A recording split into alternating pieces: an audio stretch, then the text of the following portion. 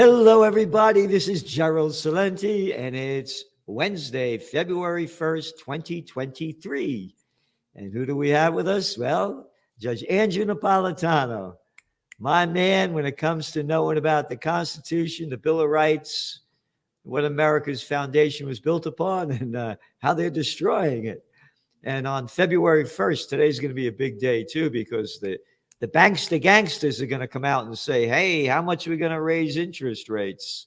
So it's a big day on that end and a big day on how they're robbing us of our freedom and stealing more of our rights, because the judge has an article over here that's coming out tomorrow, The Legacy of George W. Bush and His Torturers. Yep, George W. Bush, the daddy's boy. Tell us about this, Judge. Gerald, hi, my friend. It's always a pleasure to be with you.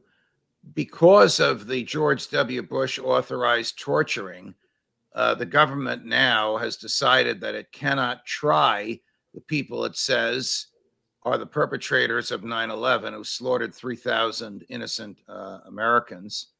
They have a strong, solid case against Khalid Sheikh Mohammed and his four co-conspirators, but they've gone to Joe Biden saying we can't try this case without having to reveal all the torture and all the lies and all the violence of American imperialism in the Middle East.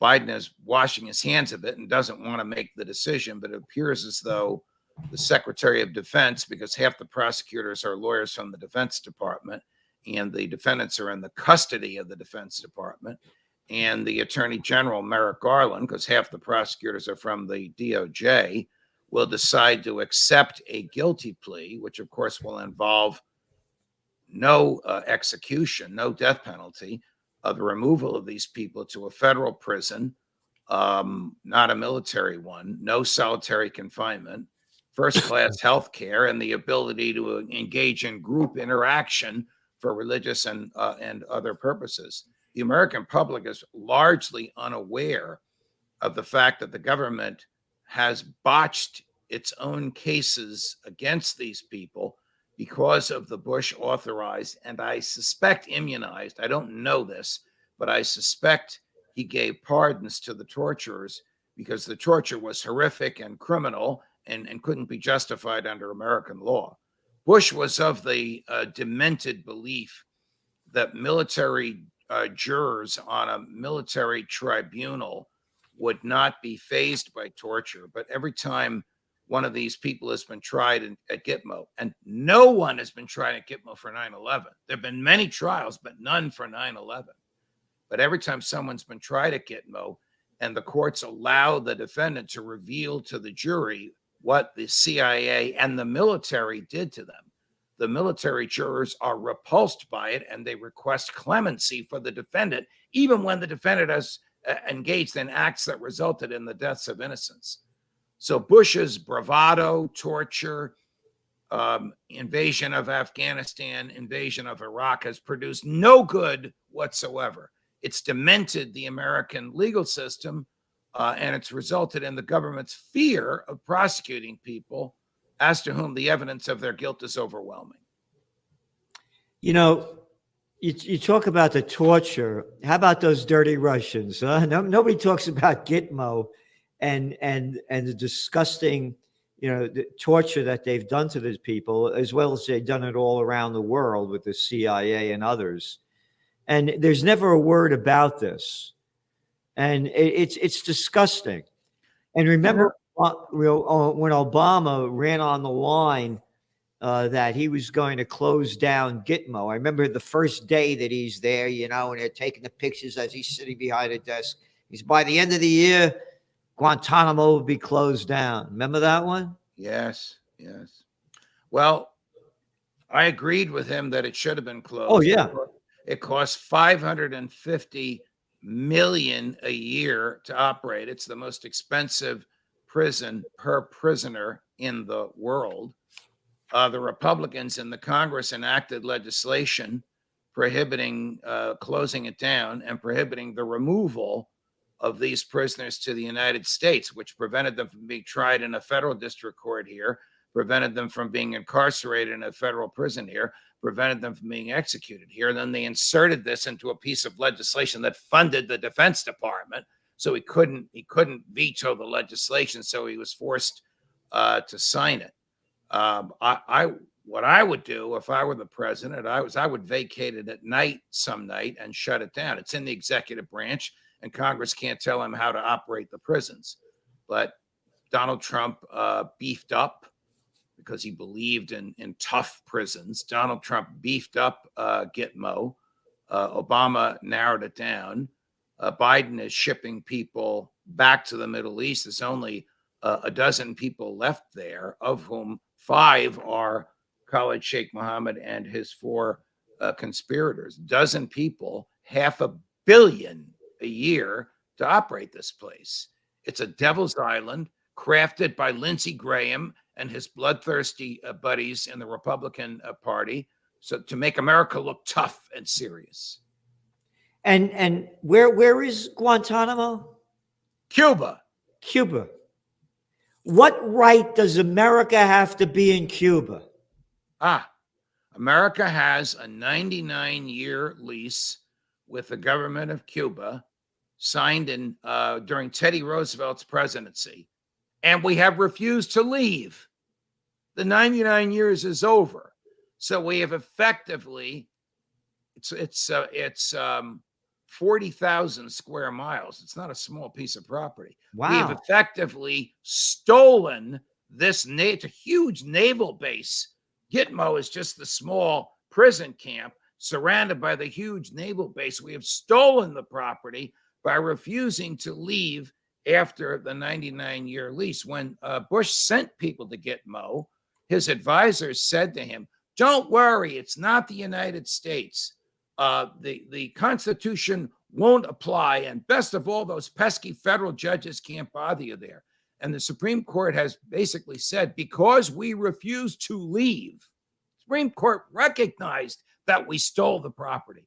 Because we refused to leave when the lease was over, it's effectively American territory, and therefore the Constitution applies, and therefore federal courts have jurisdiction over you. This was 180 degrees from what Bush wanted. But to your point, we have stolen this 40,000 square acres from Cuba.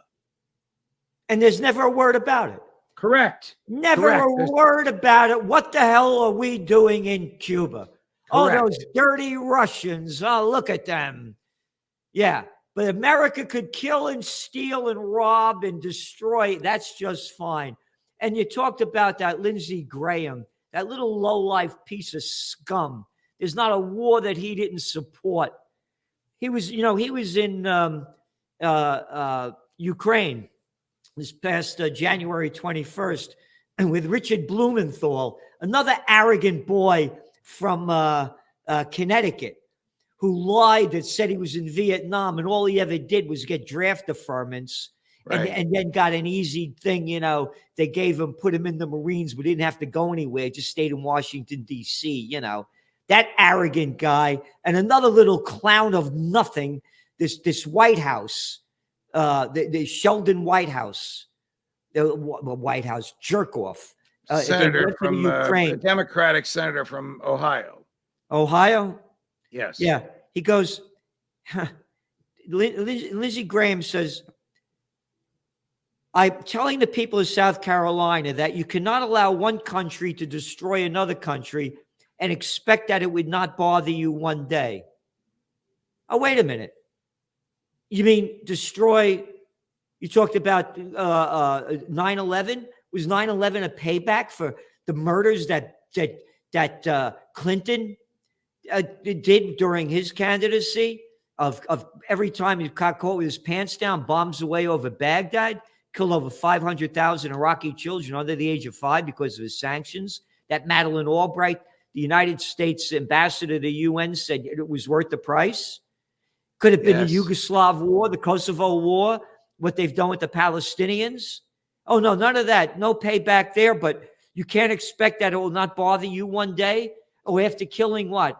Between 800,000 and 1 million Iraqis? Oh, then they can't bother you one day? It's all right for you. But what hypocrisy over here. Yes. It's the belief in American exceptionalism. It's the belief in American empire. It's the belief that when somebody else does it, it's wrong, but when we do it because we're Americans, it's right.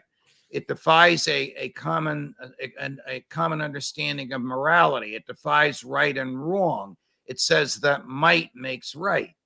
It is repugnant to the founding documents of the United States of America. It presumes that everything we do is correct just because we do it. That's the Lindsey Graham model. And apparently, Blumenthal's a liberal Democrat. Graham purports to be a conservative Republican. Apparently, there are people across the aisle and across the political spectrum. So this is John McCainism run amok, and they agree with this stuff. Yep. No, this little lowlife piece of scum, this, again, all they do is quote this little jerk, Lindsey Graham, a nothing. Every damn day he's out there and they keep putting him forward, and you're banned to talk about peace. You are not allowed in the United States to give anything contrary to the war message. And this clown Graham, I mean, he goes on, listen to this. Here is what I tell the American taxpayers in South Carolina. The reason I am asking you to help Ukraine, you ready? Is because if we do not stop Putin here, he will keep going. Hey, does that remind you of the domino theory by that other little arrogant clown? What was it? Buckley? What was his name? William F. Buckley? What? William F. Buckley? Yeah. That was the domino theory in Vietnam. Yeah. When Vietnam falls, the whole rest of the world will become communist. They're saying the same thing here. If we do not stop Putin here, he will keep going. They're selling the domino theory again, and the people keep buying it. The domino theory does nothing but enrich the military-industrial complex. The domino theory is what induces the United States to send military equipment from our substance, not from our surplus. We have no surplus anymore. No. To Ukraine, and that causes the military-industrial complex over here. There's only 5 of them left, Raytheon and those guys, to work 24/7 to supply the military with more equipment. This is a military whose budget is now $780 billion a year, and who can't not account for 220 million of it. For 5 years, they've been trying to find 220 million, either in cash or in equipment. They don't know which. That's been missing, and they can't account for it. Would you give somebody 700 billion who lost 200 million? Of course not. But that's what Lindsey Graham and the Congress and Republican presidents and Democrat presidents have done to the Defense Department. Give them all they want. The most inefficient thing on the planet. Yep. Wasting money, wasting cash, defending 900 foreign military installations. There isn't a person on the planet who can name all 900 of them or justify even 100 of them. We have no right to be anywhere other than in America. Correct. Every gun that is made, every warship launched, every rocket fired signifies in the final sense a theft from those who hunger and are not fed, those who are cold and not clothed. The world in arms is not spending money alone. It's spending the sweat of the laborers, the genius of the scientists, the hopes of the children. This is not a way of life at all in any true sense. Under the clouds of war, it is humanity hanging on a cross of iron, said William Jennings Bryan. Dwight D. Eisenhower. Oh, wow. Is that 5-star general. Speech? Is that the same speech in which he warned against the dangers of the military-industrial complex? Nope, this is earlier. Wow. And 5-star general, commander-in-chief of all the armed forces in World War II in Europe. He got it. He understood it. He ended the Korean War. Wow. And this is a real man that was, not like these little clowns like that mealy mouth, whatever the guy's name was, with those the general, with all his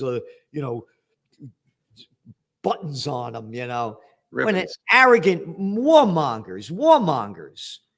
Again, that clown, Blumenthal, that arrogant guy, he goes, "We've just met with President Zelensky and his top military team. And I will tell you, my heart soars with hope and confidence because I am so deeply inspired by the resolve, resilience, and courage of him and the people of Ukraine. But I am deeply concerned as ever because we are at a crucial turning point, a historic fork in the road for this conflict.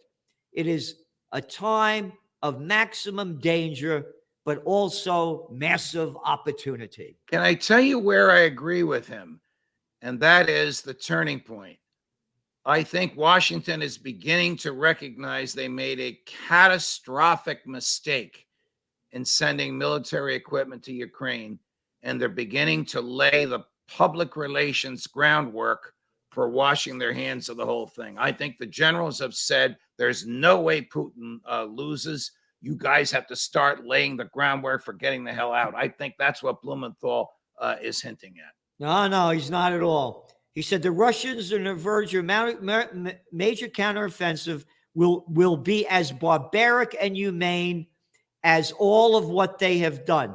Hey, Blumenthal, how about barbaric and humane for what the United States did on Iraq? Hey, Blumenthal, how about barbaric and humane for what America did in Afghanistan? Hey, Blumenthal, how about America supporting the Yemen war, of which 377,000 people died, according to the UN? Oh, half of them, according to the UN, children under 5. How about that barbaric? Hey, how about the barbaric of what Israel is doing to the Palestinians? Only killed 30 of them this year. Oh, I'm Blumenthal. Oh, you're an anti-Semite. Yeah, F you, I'm not. You are a little freak, because here's where he keeps going. You ready? The opportunities for America to deter and defeat that counteroffensive by the Russians and enable a Ukraine to win. I repeat, win. That is the only acceptable alternative. Well, he's out of his mind. There is no way on the planet that Ukraine can have to meet. Depends on how you define win. If win means get the Russians out of Ukraine and get Crimea back, will never happen. If win means just stop fighting where we are now, that's a victory for Russia, because he's taken all the Russian-speaking areas, all that area that was part of Ukraine, part of Russia going back to 300 years. That's not a win. It's a win in that there's no more fighting. But in terms of who's achieved their objective, it would be Russia. I'm not sure that Blumenthal, military historian that he is, knows what the hell he's talking about. He's an arrogant nothing. He's an arrogant nothing. Here. But these arrogant nothings have the power. I know. These are two U.S. senators, a liberal Democrat and a conservative Republican. And liberal. For better or for worse, they represent the consensus in the United States Congress today. These people are more warmongering than Joe Biden is. Here. You ready? He keeps going. The opportunities for America to deter defeat, like I said, to the people of America today, he's speaking for us now. It is today, for the people of America, today it is Ukraine. You ready? But tomorrow it will be us if we do not stop Putin. Because Putin will keep rolling and attack NATO nations, which will obligate the United States to be involved with our troops. Gerald, that's coming out of the crap spewing out of that arrogant guy's mouth. And these are the people that are running our country. The last thing Putin wants is a war with NATO. Putin will never attack NATO. I know. It's NATO that has moved 800 miles to the east. It's NATO that violated the agreement we would never go east when Jim Baker persuaded Gorbachev to let Eastern Europe go. It's Putin who's been wronged by what NATO has done. It's NATO that has instigated all of this. It's also NATO that stinks. It has no ideology other than we'll do what Washington tells us. Am I right? 100%. And there should be no NATO. Of course not. You should not be involved in it. It's interesting. We've had one president since World War II who said we should get the hell out of NATO. Donald Trump. Yeah. And of course, the establishment laughed at him when he said that. Look, he did and said a lot of crazy things. In this, he was correct. We have no business being there. Europe can defend itself. Putin is not a threat to NATO. And again, they keep selling this domino theory. And again, as you said, he's no threat to NATO. And as George Washington said, do not get involved in any foreign entanglements, particularly what's going on in Europe, because these conflicts have been going on for centuries. Right. This isn't our business. We're Americans. Correct. And again, you're saying that, they're going to start pulling back in the United States. What people don't get is that since the end of World War II, all of America's wars have been from little countries that they thought they could defeat, like Vietnam, which they lost, like Iraq, which they lost. You're right. Like Afghanistan, which they lost. Right. Pick a war against somebody who, pick a war you can afford to lose. Yeah. Pick a war against somebody which, when you lose, there'll be no consequence. Well, if loss is no consequence, then there was no moral purpose to the war. There was no moral purpose to the Vietnam War. There was no moral purpose to invading Iraq. There's no moral purpose to invading Iran. There's no moral purpose to 900 military installations around the world. There's no moral purpose to Joe Biden ordering the Chancellor of Germany to send their tanks to Ukraine because, according to Colonel McGregor, the German tanks are better than ours. And can't make this up. And again, the Russians aren't, Muammar Gaddafi, who they could overthrow. They're not. Right. They're not. This is Russia. You're not going to defeat them. What did they? They killed over 20 million. Germans killed over 20 million of them in Operation Barbarossa, World War II, and they were the first ones to defeat the Germans. Correct. So, America's not fighting, Libya anymore, or Vietnam, or Iraq. This is really, they're not going to win. But they're keeping it going. You have been warning, and I think, I'm not saying this because I'm your friend, but it's true, that yours was the first voice almost a year ago to say this is World War III and we're in it. Now, here we are 11 months into that war, and you listen to somebody like Blumenthal and somebody like Lindsey Graham, Admiral Kirby saying Joe Biden just sent 20,000 more troops to Europe. There are 100,000 American troops at the ready. There are 40,000 in Poland training with 90,000 Polish troops. They're 10 miles from the Polish-Ukrainian border. And the diplomats in the State Department are tweaking Putin, trying to get under his skin.